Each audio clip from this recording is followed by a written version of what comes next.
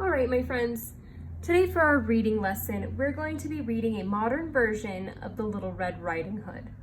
Now, I'm sure we're all familiar with that old story, but this is a modern or new version of that same old story that's been told for many years.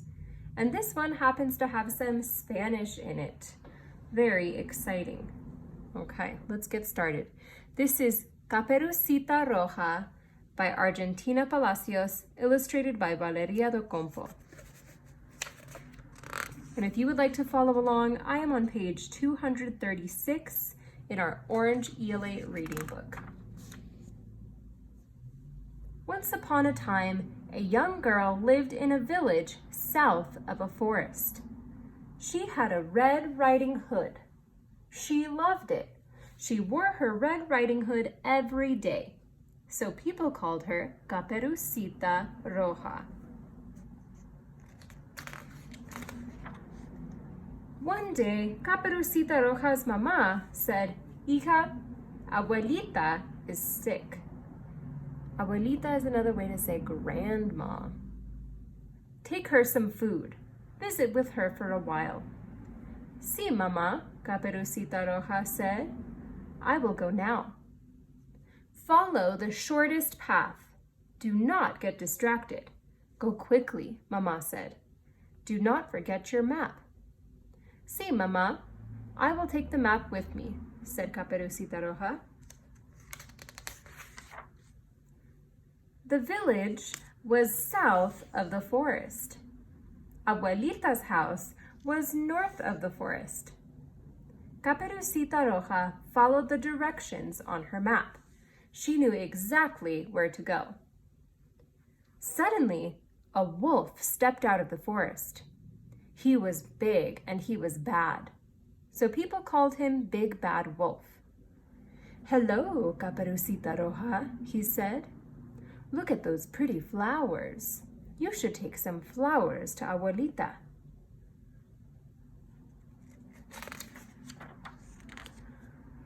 One, two, 3, 4 flowers. Caperucita Roja got distracted. The wolf wanted to eat Caperucita Roja, but people were walking on the path. They would not want Caperucita Roja to be eaten. They would stop him. Big Bad Wolf was unhappy. Then he had an idea. He ran away, but Caperucita Roja didn't notice. She was too busy picking flowers for Abuelita.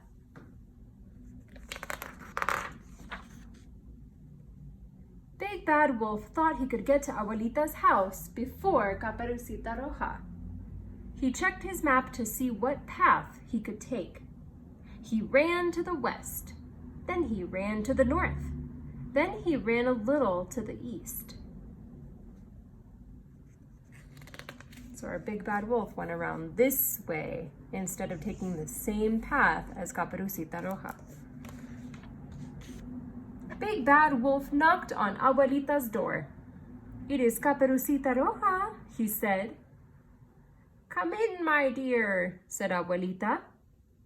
The wolf looked at Abuelita. He didn't want to eat her at all. She was too skinny. "She does not look tasty," Big Bad Wolf said to himself. So he pushed Abuelita out of the bed and into the closet.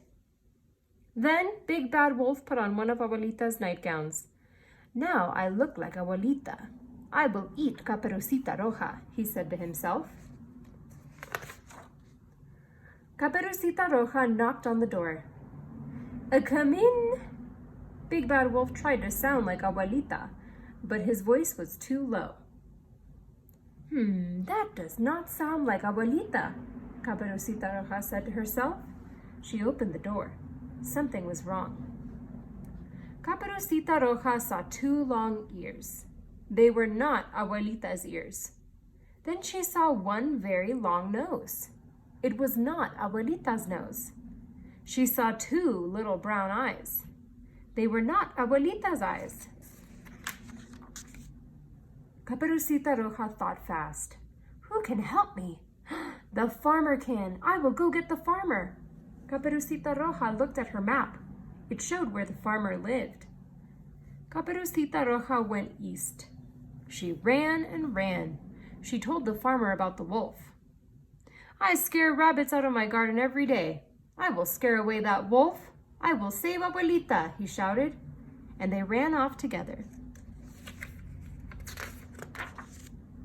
When Big Bad Wolf saw the angry farmer, he jumped right out of the bed.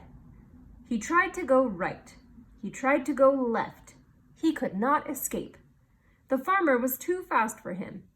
So Big Bad Wolf jumped out of the window. Caperucita Roja opened the closet door. She helped Abuelita back into the bed. Thank you for your help, Caperucita Roja said to the farmer. I could not have saved Abuelita without you. Abuelita began to feel better quickly. She and the farmer became good friends. They never saw Big Bad Wolf again. Caperucita Roja often came to visit Abuelita and the farmer, and they all lived happily ever after. Now let's read a little bit about the author, Argentina Palacios. Argentina Palacios was born in Panama and then moved to the United States. She was a Spanish teacher in Texas. Now Ms. Palacios writes stories in English and Spanish. She also gives tours to children at a zoo because she loves animals. Argentina Palacios ended this story by solving the problem and telling us what happens to the characters afterward. What else would you add to the ending?